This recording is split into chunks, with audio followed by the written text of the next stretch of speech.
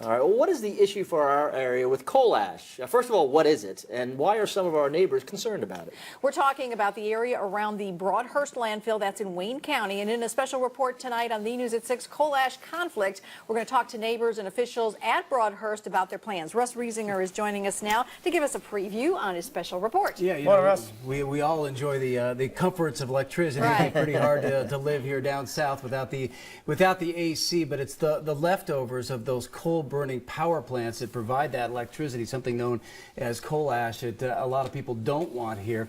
Now, I was surprised to find out just how much of it the U.S. produces, some 130 million tons each year. And it does have some contaminants that the EPA says can be harmful to waterways, groundwater, drinking wells if it's not managed properly. So when people in Wayne County caught wind that Republic wanted to build a rail spur so that they could bring in coal ash, possibly by train, as much as 10,000 tons a day, well, many people became quite concerned. And they've been trying to fight that ever since then.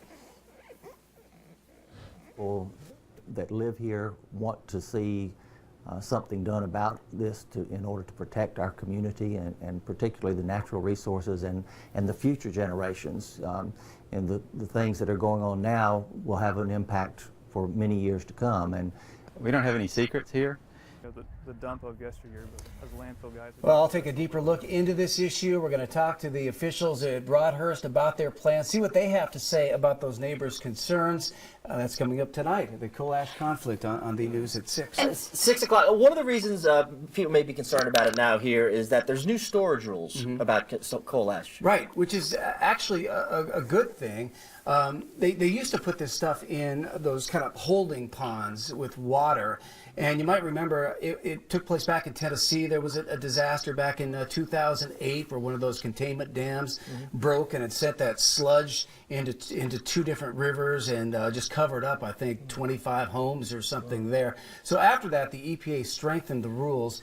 And right now it has to either be contained, but it has to be dried, and they can contain it still in those ponds. They can go in there and build kind of a container around it. They drain the water out and they can smash it down. That's one way they can do it. And the other thing that they can do is just move it. You move that dry coal ash, and that's what they're doing here. So that's why we might be seeing more of it moving possibly from other states down here. Coming here. Right. So that's what I was going to ask you about. If there was an issue, I mean, we don't know how much of the area that it could affect, correct? I mean, It's hard to there's no way say to know. now. Environmentalists tell me this is actually a better thing to do, to store it in a landfill like they plan to do in Wayne County if they end up going through with this plan, where you have a liner, and it would be much safer there. But they still say this is not the right place for it because we've got wetlands, we've got the aquifer there. How long have they been working on this plan? Do you? Well, the public kind of caught wind of it about a year ago, and that Republic had applied for this permit, and really the last thing that is left now is for the Army Corps of Engineers to approve it. But people are really putting up a fight. And also there are a couple bills being floated right now in the legislature that we expect to be introduced very quickly here that at least attempt to curb some of the coal ash that could possibly be brought into the state, to put some restrictions on it. All the details of this issue coming up tonight on the News at 6 with Russ Riesinger. Thank you so much. Thanks, Russ. Thank you. Coal Appreciate ash it. conflict. Cheers to 20